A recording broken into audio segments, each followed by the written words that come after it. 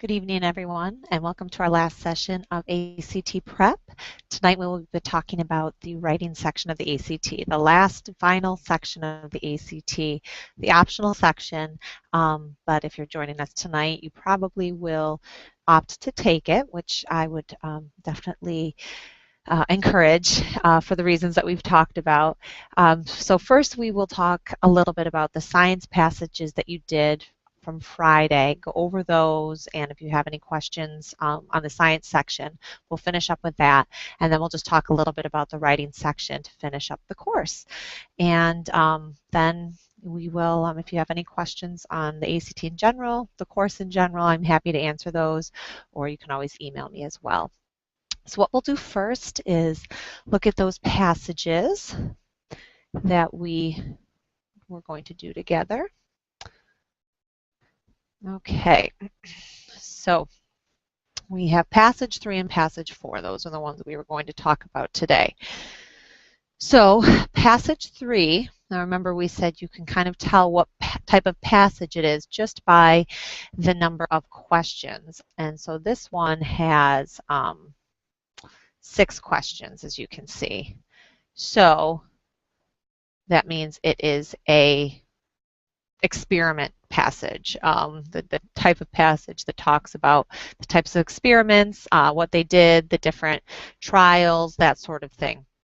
So this is that type of passage. So it's just good going into it knowing, okay, am I going to be looking at different views of scientists? Am I going to be analyzing some charts and graphs, or am I going to be looking at experiments? And this one is experiments. So we said the directions are always the same for the science portion of each passage. So you really don't need to spend time reading the directions. You just always want to remember that calculator is not permitted, but the proctor will tell you that too. And if you have your calculator out, they'll ask you to put it away. So the directions basically are just saying read the passage, then choose the answer that best answers each question. So passage 1 talked about, or I'm sorry, passage 3 talked about some flower seeds and how they were germination, how they were stored, how they were the temperature, whether they were wet or dry. So it gives you a few different variables here. So let's look at the questions.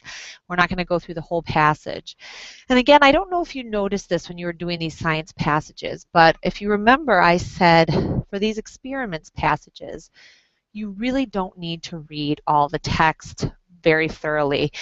Most of the questions will strictly be based on the tables and the graphs that they give you, which go with the passage, they go with the text, but really I would not spend a lot of time on the text. If you find yourself kind of crunched for time, skim that, but really focus on the tables and charts and graphs, because that's what the majority of the questions are going to be focused on. So we will kind of look at that as we look at these 6 questions, but you will notice that most of them say according to table 1 or according to experiment 1, but when they say that, they really mean look at the table, look at the charts and graphs that are given to you, and that's where most of the information is. So question 1 says, in general, the results of study 1 suggest that peony seeds that are placed in a petri dish containing damp paper are most likely to germinate when they are maintained at which of the following temperatures? So the answer is B, 18. So we're going to look right here at this table.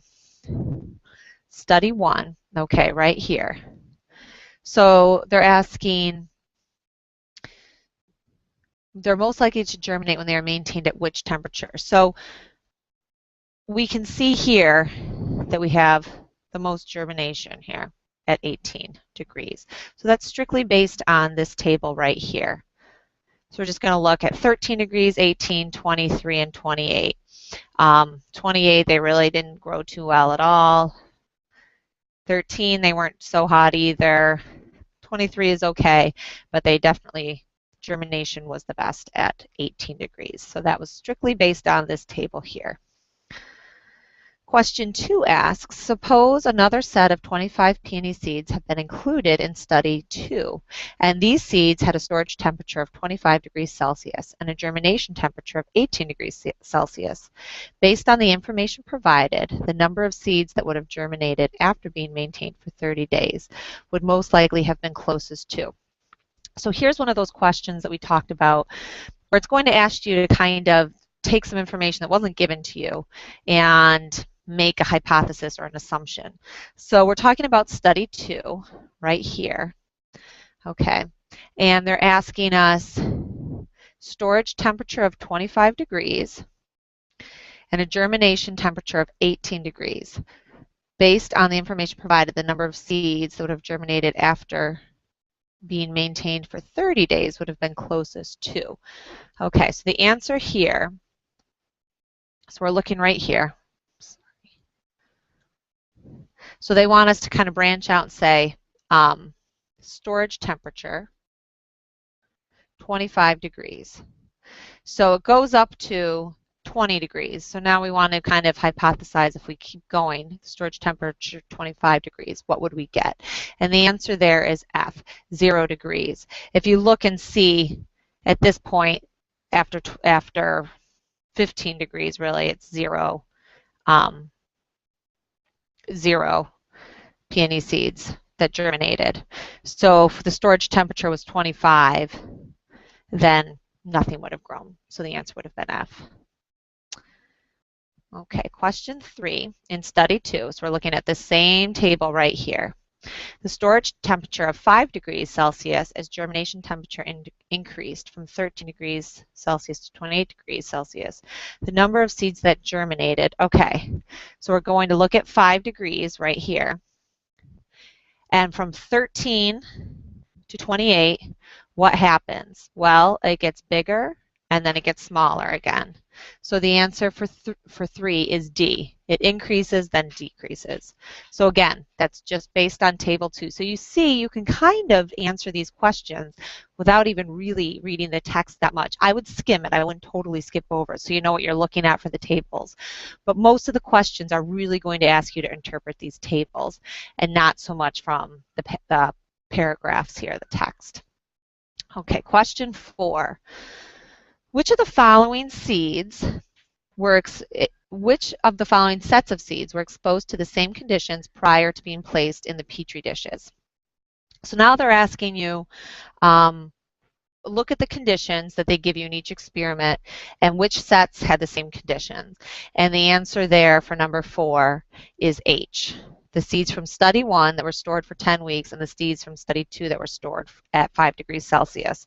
So they just had the same storage time and storage temperature. So that's just kind of looking at the information and seeing which sets were the same. And for number 4, that would be H. Okay, let me scroll down here a little bit for number 5 for you.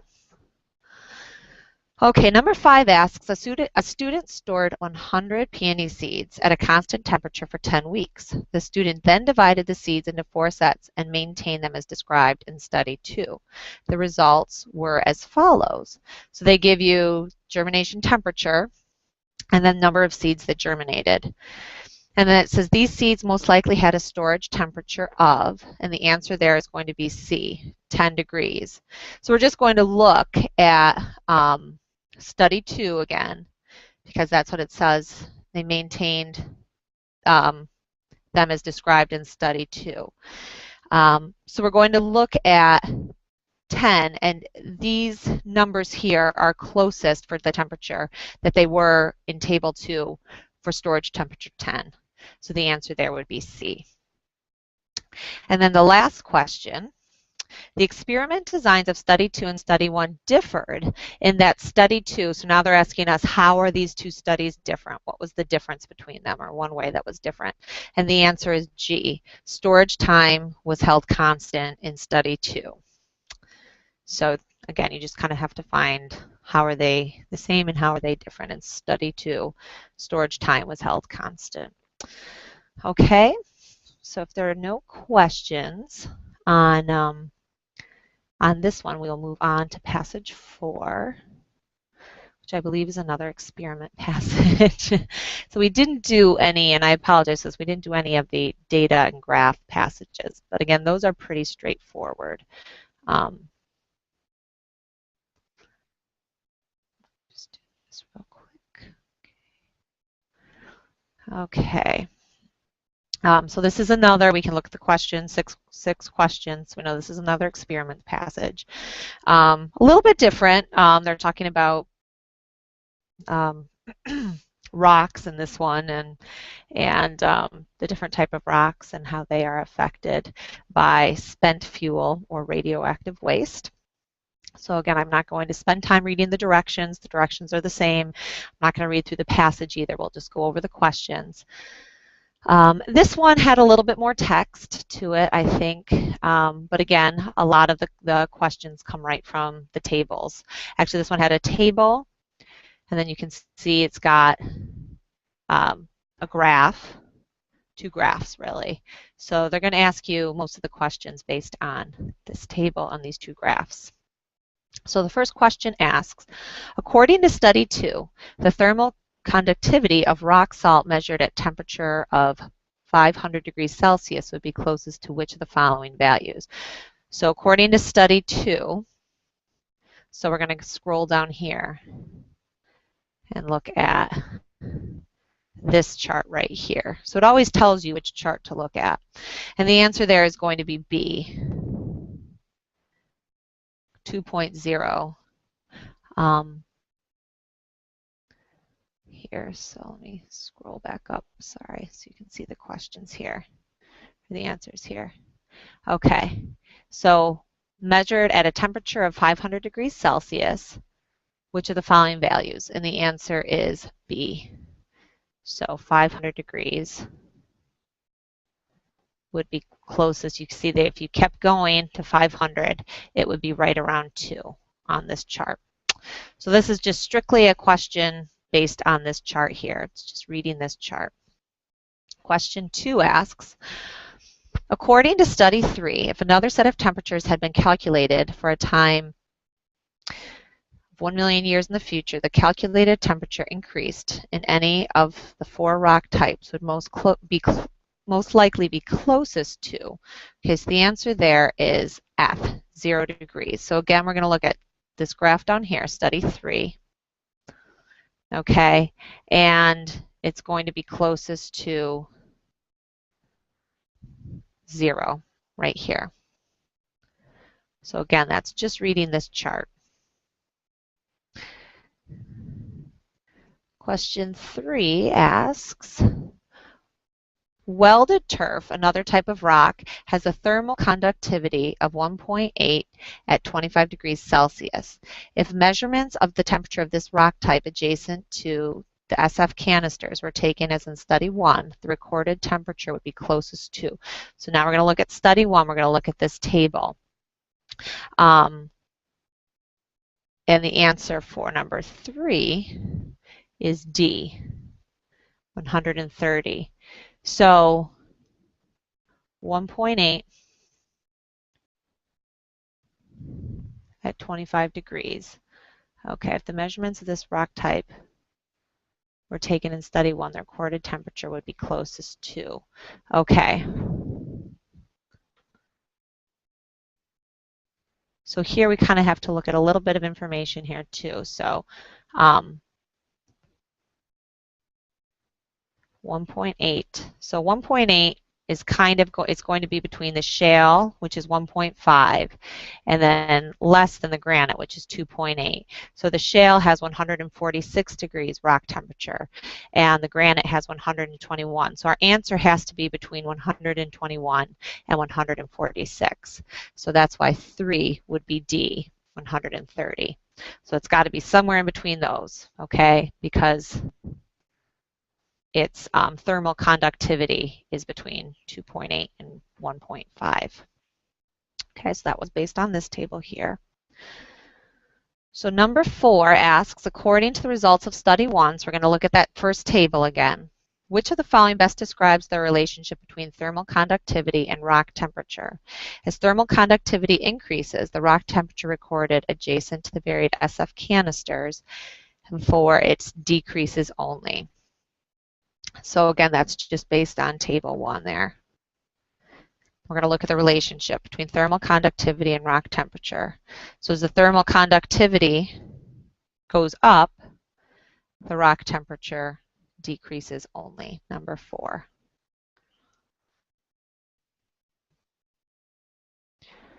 Okay. Number 5 says, based on the information provided, which of the following rock types would be the safest in which to bury SF? And number 5 is A, rock salt. Okay, because that has the lowest temperature, rock temperature, the highest thermal conductivity. So that would be A, rock salt. And then the last one here, which of the following procedures, in addition to studies 1, 2, and 3, would best test whether the amount of heat generated by SF is related to the mass of the SF? And that one is G, following the design of study 1, but using stainless steel canisters containing 0.8 metric tons. So we're just going to increase the amount of SF. Nothing else should change except for that. So that's why it would be G. The rest of it we're going to keep the same for the study. So if we really want to test whether the amount of heat is generated by SF is related to the mass, then we're going to change the mass. So that would be G. Okay, so if we don't have any questions, let me double check, make sure we don't have any questions. Okay. We will go on to the writing portion of the test. So again, this is always the last and optional portion of the ACT. And some people probably think it's the best part, and some people probably think it's the worst part. I guess it would just be your preference on writing. Okay, so the writing test, you will be given a prompt and have 30 minutes to plan and write a response. So 30 minutes, that's not a lot of time. So in that time, you have to read the prompt, think about the prompt, think about your answer to the prompt, and then do your actual writing. So the prompts will be on a variety of topics related to high school students. So it's going to be something like I said, relatable to you. They're not going to ask you to write about something specific like, you know, the Battle of Gettysburg or something like that where it's just one thing.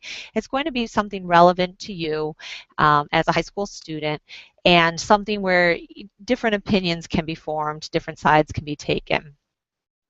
The writing test will always follow the other 4 subject tests because it's optional, so not everybody stays for this. So some people leave after the science, but if you're planning to stay for the writing, then that will be last.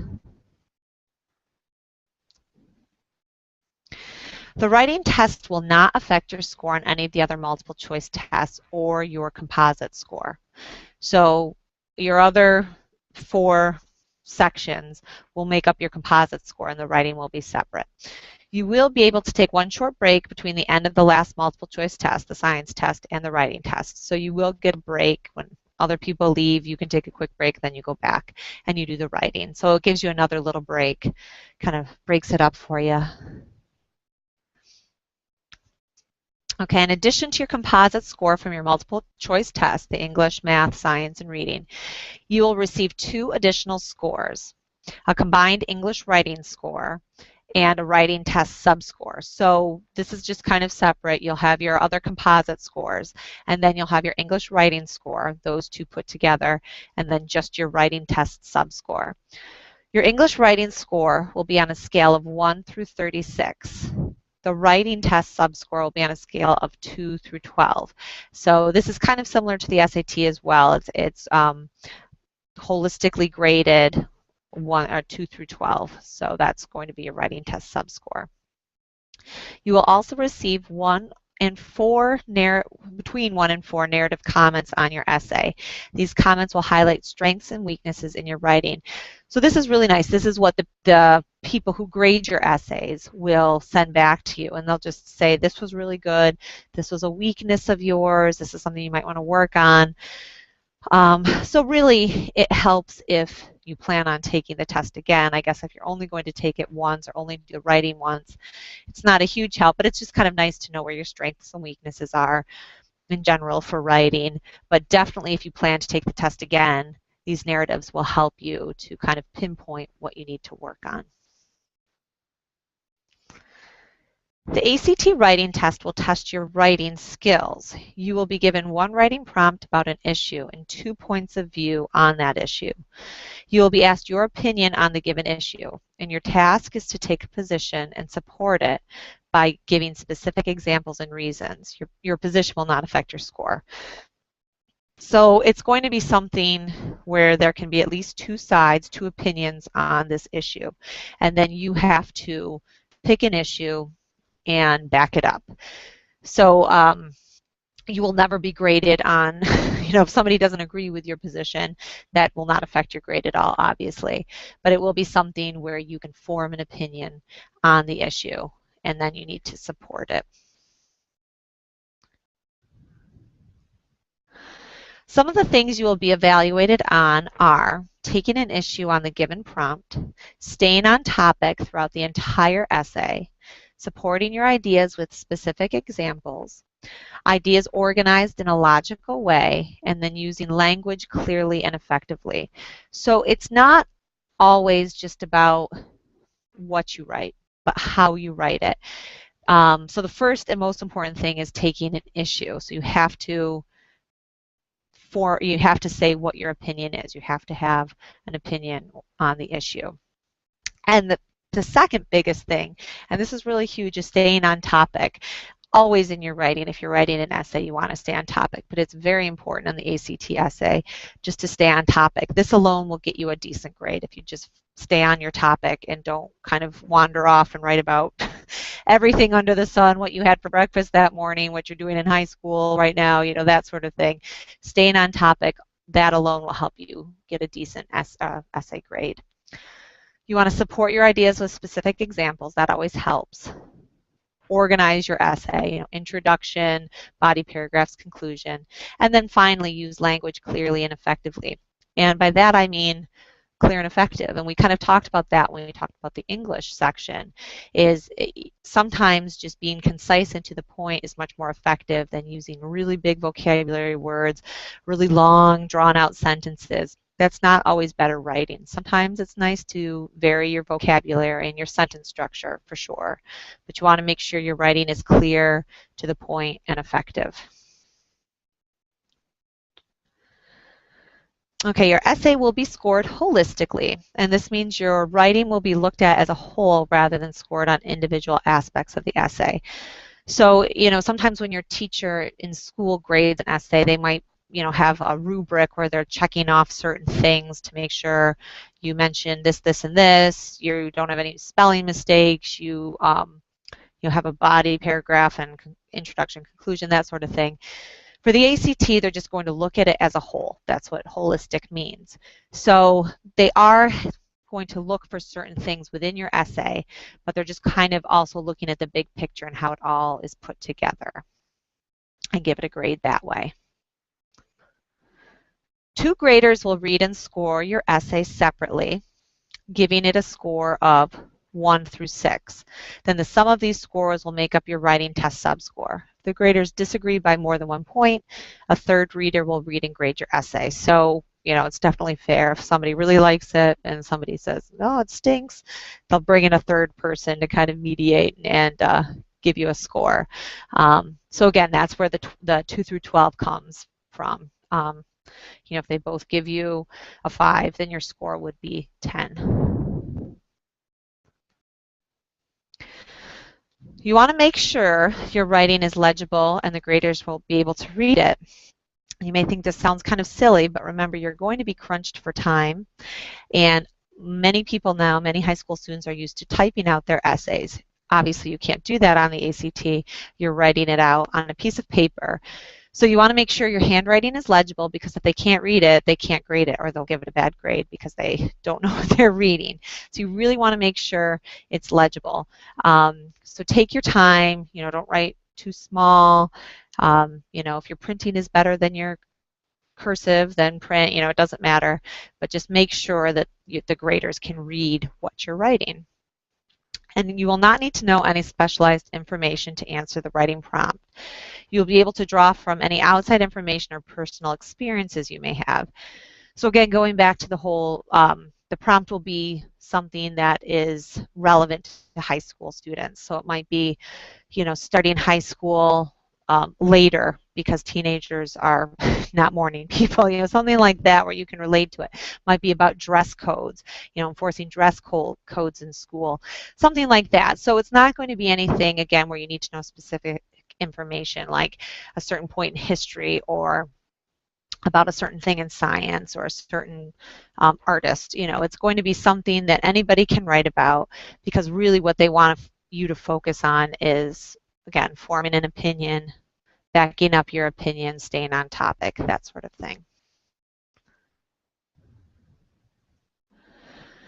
You need to use your time wisely. Again, 30 minutes, that's all you have. So you want to try and do some pre-writing or planning before you begin to write your essay, and then do a final check when you are finished writing. So pre-writing just means jotting down some notes, some ideas, kind of maybe make a brief outline, but that's all you're really going to have time for within that 30-minute time period. Make sure you understand the prompt and decide what position you will take. List ideas, examples, and reasons that you will use to support your point of view. So yeah, first and foremost, you want to make sure you understand what the prompt is asking you to do, and then think about what position. Now, it doesn't really have to be the position you feel in real life, but if you just think it would be easier to write that position, then write that position. Nobody's going to come back and say, did you really feel this way? Do you really agree with that? Nobody's going to know. And like I said, nobody's grading you on what position you take. So even if you don't really agree with it, but you think it'd be easier to write that way, yes, I think dress code should be enforced, even though you don't really think that, that's fine. The graders don't know. So just decide what position you will take, and then list examples and reasons that you will use to support that point of view. You also want to make sure that you write down ideas that someone with an opposing view might use and how you would refute their argument. So this is just as important. You want to put your ideas, your reasons, but then also counter arguments and how you would refute those counter arguments. So in the back of your mind, you have to be thinking both sides of the position, and put those counter arguments in there, or put the counter arguments in there, and then how you would refute them. So it's kind of like a debate, this is what I believe, this is what other people might say, but this is why they're wrong. At the beginning of your essay, make sure the readers will know you understand the issue and make your point of view very clear. So right off the bat, you want to make sure that the graders know what position you are taking. Just make it very clear and obvious that this is what I'm going to be writing about, basically. Address what others might say in opposition to your argument, and then think up a counter argument with several clear examples. So that's just what we kind of talked about there. It's really important to try and get that counter argument in and how you would refute that. As far as the actual writing goes, you want to vary your sentence structure and use a variety of words in your writing. Also make sure you use transitional words and phrases.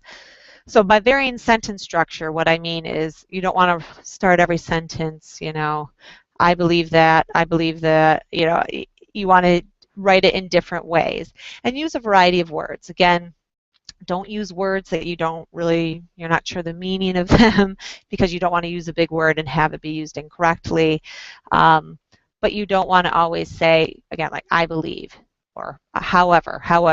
You want to use a variety of words in your writing. Don't go off topic. We just talked about this, but this is very important. You want to make sure you stay focused and your essay stays on topic. This alone will get you a decent grade, so this is really important. As long as you stay on topic throughout the whole essay, that's a really big thing that the graders will look at.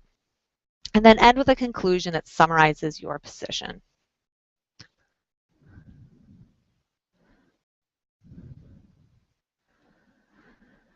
You do not need to use any specific essay formula. A lot of teachers will talk about this hamburger formula, a bun, and then your fillings in the middle and then another bun at the end for your intro and conclusion, or intro, body paragraph, conclusion. You know, that helps if that's what you're used to, but there's no need to use a specific formula. That's not something that the graders would be looking at as long as it's organized. If you're organized, you stay on topic, a formula is not necessary. The length of your essay or number of paragraphs is less important than the clarity and development of your argument. So again, these graders understand that you only have 30 minutes to write this essay, to read the prompt, plan it, and write it. So they're not expecting a 5-page essay. You know, it's not like you're at home on your computer and your teacher gave you a week to type an essay. They understand that this is just, you know, what you can do in 30 minutes, and they're just going to be grading you on that. So don't worry about how long your essay is, how many paragraphs it has. You just really want to make sure it's clear, concise, organized, stays on topic, and give those arguments and counter arguments. Oops, let's go back. If you have time at the end, read over your essay. You want to try and spot any mistakes in grammar and any words that may be illegible. So again, the grammar and the spelling are not a huge part. You don't want to have a ton of spelling errors because that will be distracting to the grader, and they will take off for that if it's something that's constant. If you have one spelling mistake, that's not really going to affect your grade. If you have a lot of spelling mistakes or one word that you use over and over again that is incorrect, or your grammar is just very incorrect, then that will affect your grade, but you don't really want to focus that much on spelling and grammar. But at the end, when you get to the end, if you have time, go back and just reread and make sure everything looks okay and that everything is legible, because like I said, if the grader can't read your essay, they can't give you a grade. So it's very important that it's legible and clear.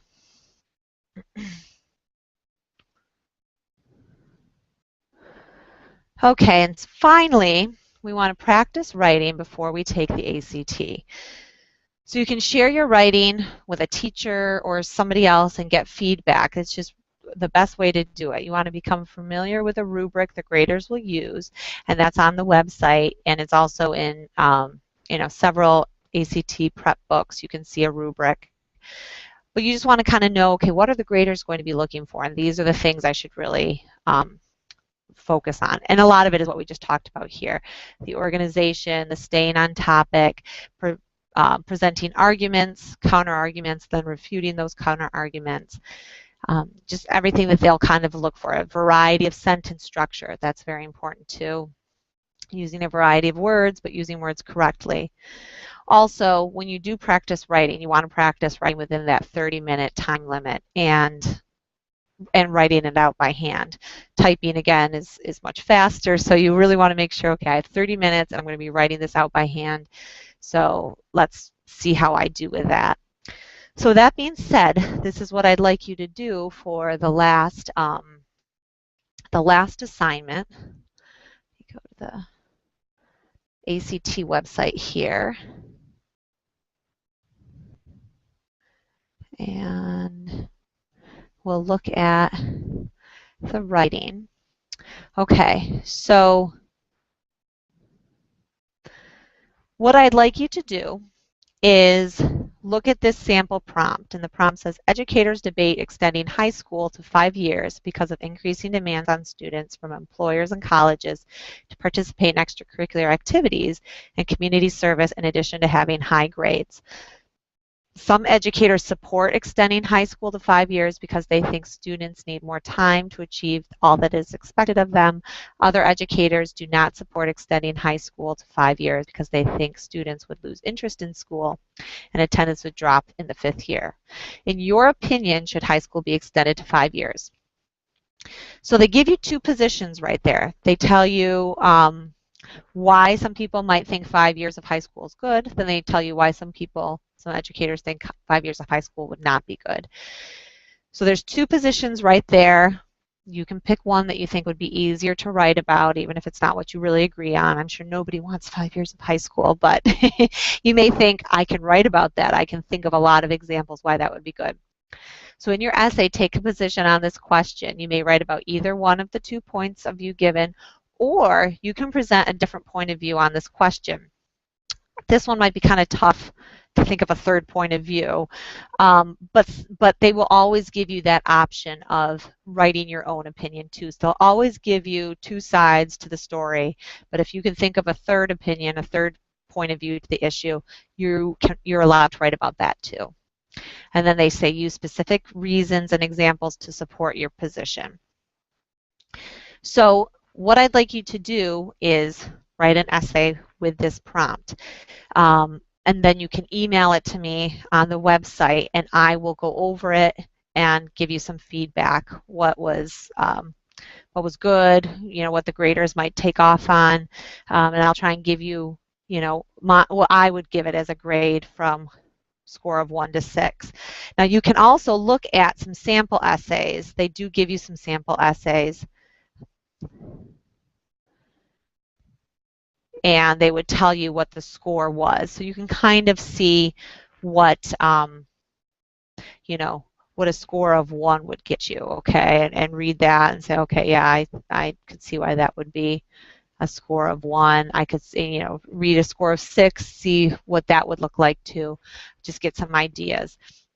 But if you are willing to email it to me, I will definitely get it back to you with some feedback, some critical feedback, good, or if there's things you can work on, and try and help you out so you could see what a grader would think of an essay, or as close as I can get.